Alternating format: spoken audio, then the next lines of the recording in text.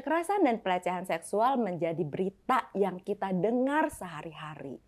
Dan korbannya juga makin hari makin banyak anak-anak, remaja, bahkan orang dewasa, termasuk juga yang difabel. Jadi tidak ada yang steril dari kekerasan seksual. Tetapi sebenarnya yang paling rentan adalah anak-anak. Karena mereka belum bisa membedakan yang mana berpotensi menjadi kekerasan seksual, dengan siapa mereka harus berhati-hati. Dan juga ada satu concern lagi, value yang sepertinya semakin bergeser. Jadi hari ini aku pengen ngobrol sama sahabat aku. Jadi jangan kaget kalau nanti kita ngomongnya beb, gue, lu. Karena aku cuma pengen kalian seperti nguping gitu. Gimana sih kalau aku lagi ngobrol sama Novita Tandri. Hai Beb. Hai Beb. Beb gitu ya. You look good with your red. Pakai merah gue hari ini. Tapi sebenarnya Novita ini udah kayak jadi psikolog pribadi, tempat curhat gratis gitu. Beb, begini. Kadang-kadang aku sama Brandon bisa berantem di train waktu itu, ya nggak sih?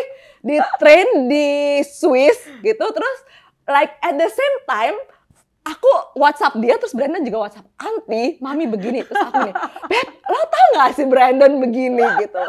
Aduh, dia buka deh curahan hati dari Brandon. Semoga Koko ini ya, Koko bisa menerima kita lagi ngomongin dia hari ini. Apa kabar? Seneng banget loh aku bisa diundang. Akhirnya Wanda Ponika YouTube-nya dihidupkan lagi. Hore! Tau gak sih, aku tuh gak pernah kayak ngulang di opening. Oh gitu ya? Iya, tapi kenapa justru semakin deket narsum gue tuh kayak gue semakin deg-degan. Karena sebenarnya ini juga topik yang gue itu mungkin netizen juga ngeh ya. Kalau gue tuh kayak demen banget, kenapa sih bahas kekerasan seksual, bahas pelecehan seksual. Karena menurut aku tuh ini isu yang gak cuma tentang orang lain. Banyak yang masih nganggep ini isu tentang orang lain yang mengalami. Banyak yang nggak menyadari bahwa itu bisa terjadi dengan diri kita sendiri dan keluarga terdekat kita gitu ya. Betul. Jadi sebenarnya Beb, yang gue pengen nanya itu gini loh. Yang perlu itu kan pencegahan. Dan bagaimana sih sekarang, apa sih yang terjadi ketika anak kecil saat dia baru belajar baca, mungkin dia nggak sengaja loh ngeliat di iPad-nya ada berita nongol atau di Instagram pelecehan seksual. Nah, seksual, dia mungkin nanya kan ke ibunya, "Mama, seksual itu apa?" gitu. Jawabannya apa tuh ya? Iya. Sebenarnya kita aja sih yang dibawa turun-temurun bicara kata seks gitu ya. Seks itu lebih kepada pemahaman kita bahwa kalau seks itu hubungan, ini konteksnya orang dewasa ya, hubungan antara laki-laki dan perempuan bersenggama, gitu ya, ada intercourse di sana. Padahal kata seks itu sendiri, kalau kita lihat di dalam ID KTP kita, dalam bahasa Inggris nih ya, seks itu male, female, artinya kita bicara tentang alat genital, jenis kelamin kita. Kalau kita bicara sekarang seksual atau pendidikan seks, sebenarnya bisa diajarkan sejak dini dan itu bukan tabu, itu bukan aib, itu bukan sesuatu yang tidak boleh dibicarakan. Jadi kalau sekarang pertanyaannya kata seksual, kalau kita orang tua memberikan reaksi kepada anak-anak dengan reaksi yang berlebihan, justru mereka jadi kepengen cari tahu. Makin ditutupin, makin penasaran. Jadi kan gak boleh ya ngomong seks apaan sih, itu kayaknya gitu reaksi kan? Wajar.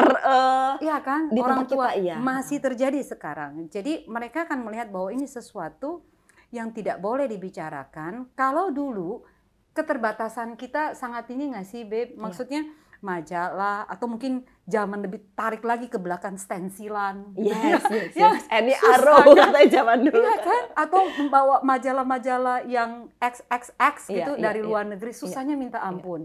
Sekarang fingertips, mereka dengan mudahnya bisa cari tahu.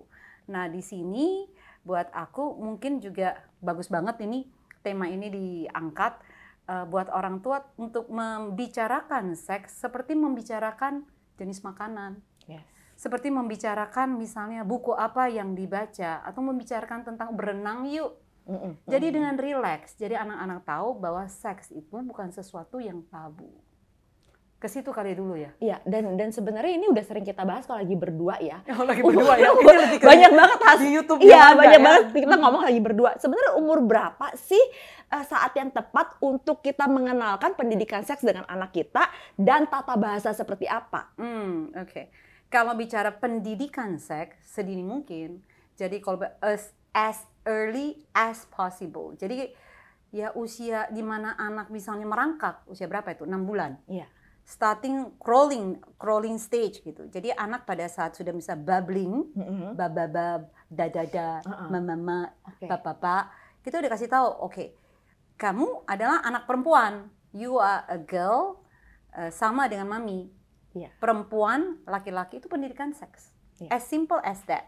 Laki-laki dan perempuan. Kamu punya vagina dan laki-laki atau papa punya penis. Vagina, penis. Dan lakukan itu sama dengan mengenalkan anggota tubuh yang lain. Mungkin dilakukan bersamaan dengan ini hidung, ini tangan, ini kaki, ini vagina. Sehingga dia nggak ngerasa itu dispesialkan atau nggak ekstrim ya, Beb ya? Betul. Atau kadang-kadang kita malah memakai istilah-istilah yang aneh-aneh gitu. Nggak boleh kan itu? Nggak boleh. Lo pernah ngasih tau gue. Betul. Jadi nggak boleh ngomong burung gitu, nggak boleh. Kue apem gitu kan. Kue apem untuk dimakan, bukan vagina. Oke. Burung bisa terbang. Burung bukan penis. Iya. Nah, waktu kita mendengar ini aja, aku yakin banget orang kayaknya apaan sih ngomongnya vagina sama penis. Iya, karena kita tidak terbiasa untuk membicarakan ini. Dan akhirnya yang terjadi adalah anak-anak tidak merasa bahwa bagian tubuh yang penting ini harus dijaga. Karena kita malu untuk membicarakannya, memakai istilah, jadi candaan, lebih parah lagi, porotin celananya, itu burungnya kelihatan. Jadi itu sebenarnya salah satu yang udah harus dihindari ya, candaan masa lalu itu ya? Harus di big stop. Betul, jadi benar-benar memperlakukan alat kelamin itu dengan serius, tidak dengan candaan. Jadi anak-anak nanti bertambah usianya, kita mulai mengajarkan underwear rules atau underpants rules. Jadi bagaimana mengajarkan anak-anak apa yang ditutupi oleh celana, apa yang ditutupi oleh pakaian itu tidak boleh disentuh oleh siapapun. Apa itu? Vagina, anus, anal, pantat, dan payudara. Satu lagi nih Wanda yang selalu ketinggalan. Kalau itu mah biasa. Mulut. Oh, yes. Mulut. Get it. Karena pelecehan dan kekerasan seksual yang terjadi di usia anak-anak itu biasanya dengan oral sex. Karena dianggap anak-anak itu sangat tidak diberikan pendidikan lah ke mulut untuk itu mulut. ya. Nah, mulut ini yang selalu dipakai.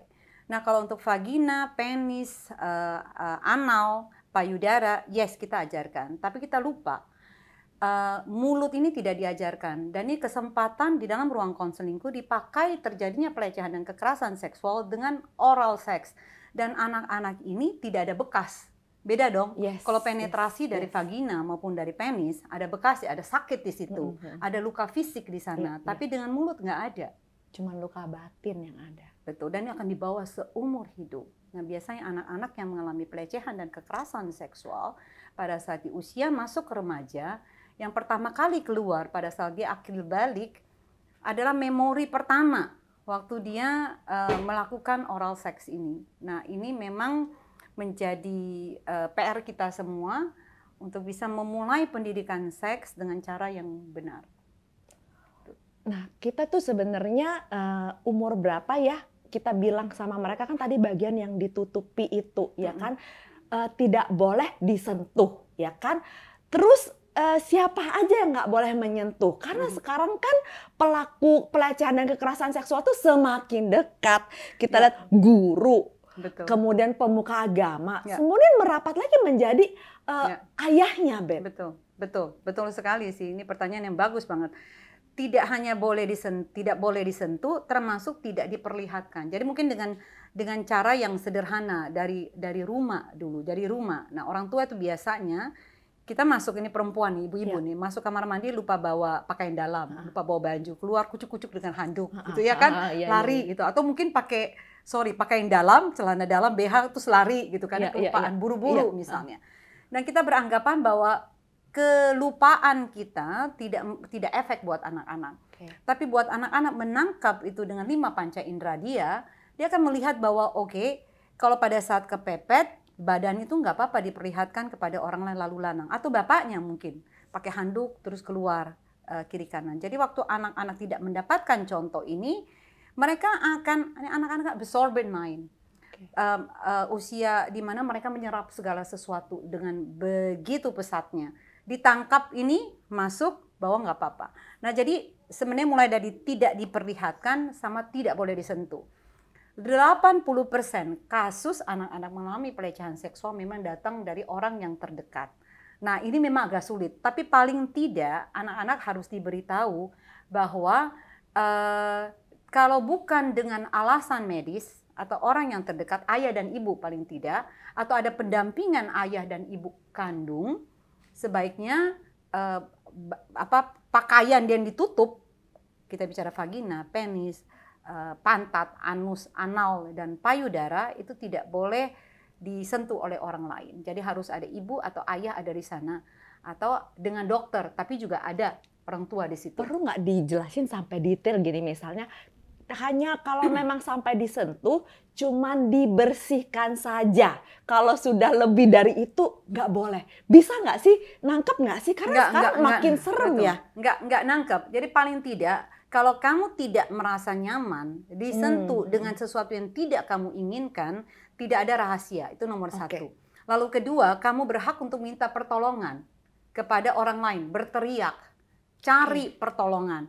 Jadi biasanya yang terjadi adalah ada ancaman di situ, ya kan? Bahwa ini antara kamu dan saya. Kalau nanti kamu laporkan, biasanya orang yang terdekat itu diancam untuk disakiti. Iya, atau itu terutama kalau di sekolah itu ya, anak-anak tuh takut banget kalau diancam tidak naik kelas. Tidak naik kelas atau nilainya dikurangi. Iya, bagaimana sih kita maksudnya udah harus ngomongin itu kan dari mereka mulai sekolah berarti ya? Betul. Mulai dari memang sangat dini sekali. Lalu ini kan bukan sesuatu yang sekali dikasih tahu, terus that's it.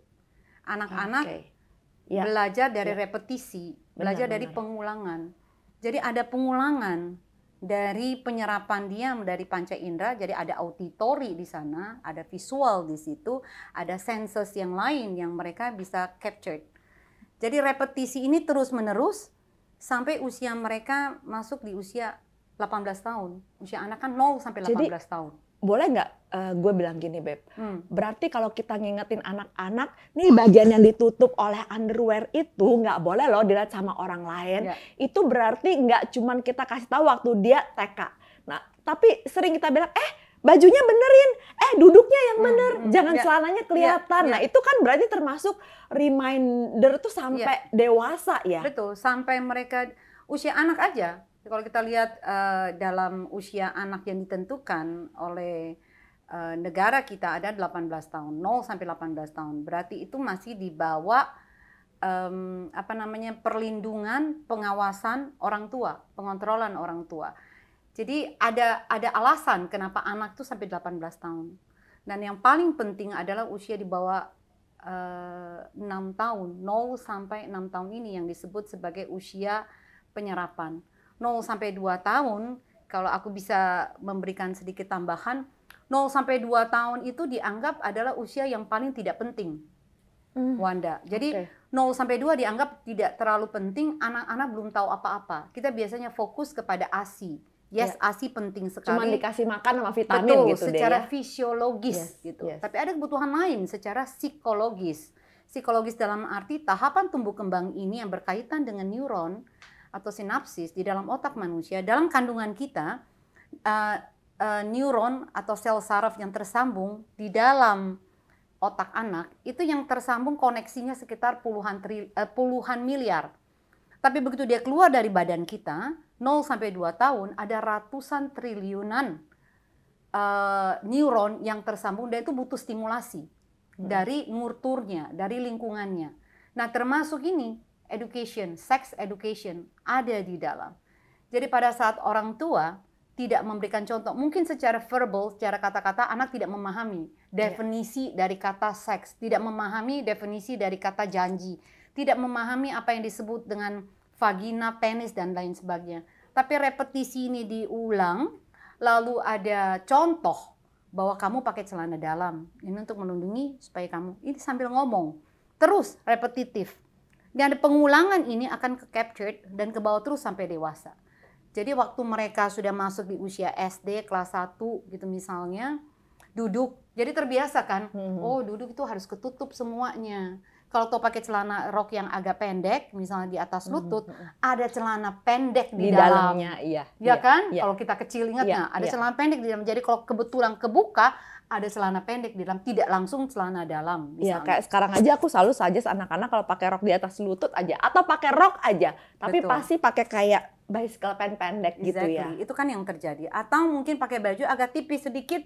Kita ajarkan mereka untuk pakai daleman. Jadi nggak langsung pakaian dalam yang keluar tembus pandang. Jadi hal-hal yang sederhana, orang tua mencontohkan dan menjadi itu kebiasaan, akhirnya menjadi budaya di dalam keluarga. Dan mungkin kita selalu ngingetin, inget loh ya kalau ada yang ngancem-ngancem kalian, kalau misalnya ada yang pegang-pegang, siapapun itu harus kasih tahu ke mami, ya kan? Betul. Apapun ancamannya, kalau aku dulu ngomongnya gini sih sama anak-anak, apapun ancamannya, mami akan cariin solusinya, jalan keluarnya.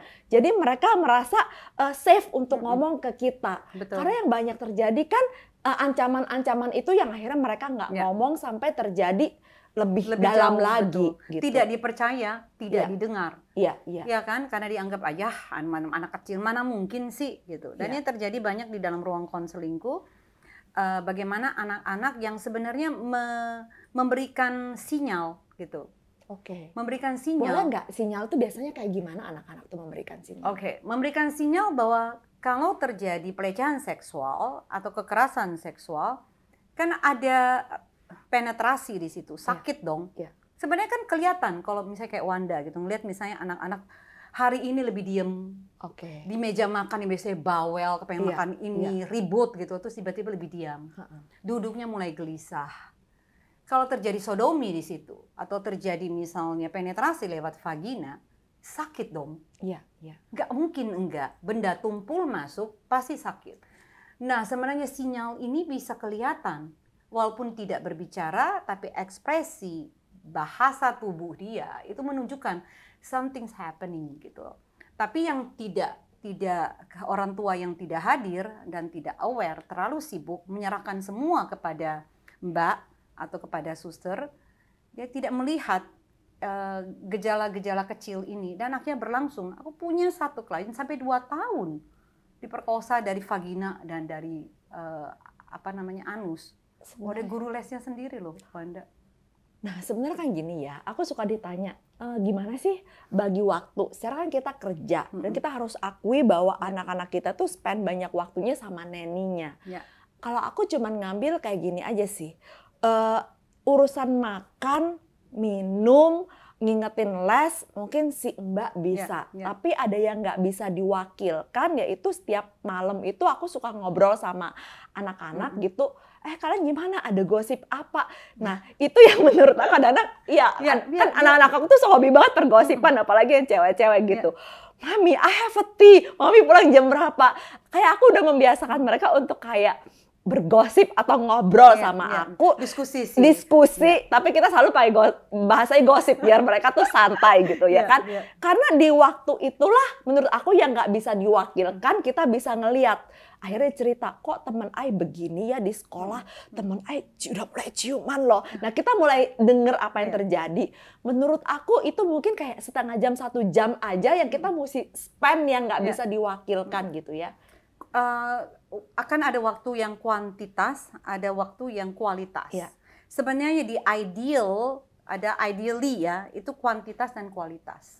Jadi kuantitas berarti ada waktu secara kronologis yang dipakai, lalu ada waktu yang disebut kairos, momen yang dimanfaatkan. Nah, dari dirimu dengan kesibukan memakai waktu secara kualitas. Jadi benar you are there gitu loh. Your whole self ada di situ untuk ngobrol dengan anak-anak sekaligus assessment. Mencari tahu apa sih anak-anak sudah terima di hari ini, apa yang mereka alami, dengan siapa mereka bergaul, apa yang ada di dalam otak dia, diskusi apa yang akan dibawa. itu kan mengenal anak-anak. Mungkin ini ya termasuk topik apa yang sedang terjadi di antara mereka dan teman-temannya. Tontonan apa yang sedang hits. Dari sana kita bisa mencerna dunia mereka ya. Sambil tahu juga ini anak kemana nih dia cara pandangnya, values-nya. Ya nggak sih? Jadi kelihatannya kayak ngobrol, tapi sebenarnya sekaligus assess. Sambil sekaligus melihat anak ada dalam kondisi baik-baik saja Kak. Terus kenal juga sebenarnya kan ngorek kan temannya siapa. Dan gurunya apa, pelajarannya apa. Siapa tahu terus pacarnya siapa gitu kan. Jadi buat aku is very good. Yang penting konsistensi itu loh. Nah sekarang juga gini ya. TikTok itu contohnya aku sering banget anak-anak aku kirimin kayak di grup family ya. Mami ini lucu banget TikTok ya kan. Kadang-kadang bilang, ih ini so yucky ya. Anak-anak, contoh kamu kemarin yang lagi viral itu si JJ dan Roy ya, yang pelok-pelokan itu ya. JJ dan Roy betul, yang Citayam itu. Akhirnya terus, ya kamu pacaran udah berapa lama?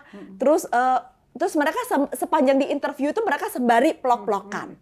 Nah itu iya, rupanya dibikin versinya sama anak-anak, di react. Jadi kayak anak-anak SD, mereka berpelukan tuh Beb, cowok sama cewek. Kalian dari mana? Dari Citayam. Kesini ngapain? Begini. Pacaran udah berapa lama? Mereka pelukan selama beberapa menit. Itu kan sebenarnya belum boleh ya. Nah itu gimana sih sekarang? Banyak sekali di TikTok juga yang anak-anak kecil tuh yang udah ayah bunda. Kayak gitu merayakan anniversary mereka yang itu kemarin baru ke-7 hari ke-7 gitu. hari ya. Ke-7 hari Beb, jangan sedih. Itu gimana sih? Ya kan yang kadang pas aku posting ya ibu-ibu komennya, pengen gue selepet. Tapi itu kan fenomena gitu ya kan. Gimana sih fenomena itu? Jadi aus juga. Gue ngomongin ini. Tapi kalau ngomong ini kalau buat aku lebih kepada, aku nggak tahu, saya belum ngelihat lebih mendalam tentang yang urusan pelok-pelokan ini ya, kita ngobrolin itu. Tapi kalau buat aku fine aja sih, karena kalau ngelihat kan ini kan narcissistic culture gitu ya, semua orang kepengen terkenal. No, bukan narsistiknya, pelok-pelokannya boleh nggak anak SD memperagakan itu, pelok-pelokan itu Beb. Tapi kalau kecil banget, pelokannya bener-bener begini kayak pacaran. Kayak pacaran, tapi mereka nggak memberikan satu statement dong bahwa mereka itu pacaran. Nggak tahu itu mereka pacaran apa niruin aja, tapi apakah anak SD itu ketika pelok-pelokan sedekat itu apakah udah bisa menimbulkan birahi atau tidak? Kalau selama mereka belum masuk ke akil balik, hormonal mereka misalnya kalau perempuan menstruasi gitu ya, laki-laki mimpi basah, mereka belum sampai ke tahapan sana.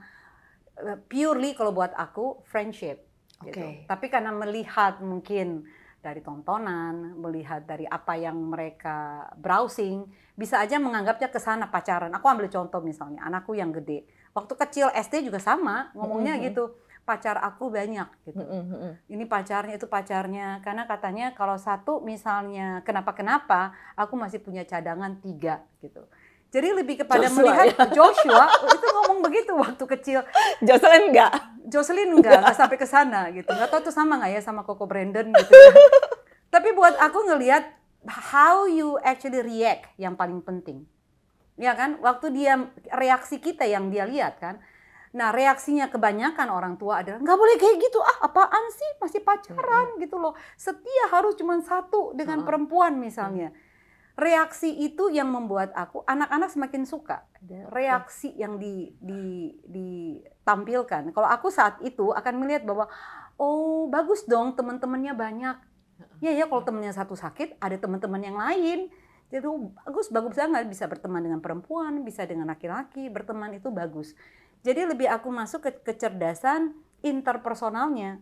Gitu, bahwa sebagai makhluk sosial is okay. Jadi kita nggak ke arah malah menyalahkan. Jadi sama dengan kita melihat fenomena ini sebenarnya. Tinggal angle-nya kamu mau lihat kemana. Kalau memang untuk friendships gitu, tinggal kita mau plot twist-nya itu mau kemana gitu. Jadi take it easy, karena biasanya kalau buat aku juga zaman sekarang segala sesuatu pun kalau angle-nya mau twist, sepotong dan disambung bisa jadi kemana-mana juga sih. Ini juga ya, satu hal lagi. Banyak banget ya orang tua yang masih belum terbiasa ke psikolog. Ya, Kalau ke psikolog tuh kayak katanya tuh, wah malu, ntar gue disangka sakit jiwa gitu ya kan. Padahal sebenarnya kalau menurut gue pribadi, penting banget ketika kita sebagai orang tua nggak bisa menjelaskan sesuatu, kemudian kita konsultasi ke psikolog. Bisa nggak sih Beb, lo share gitu, maksudnya ke teman-teman semua gitu. Kapan sih ada di titik anak kita tuh dalam masalah yang kita udah nggak bisa jawab ketika kita harus pergi ke psikolog?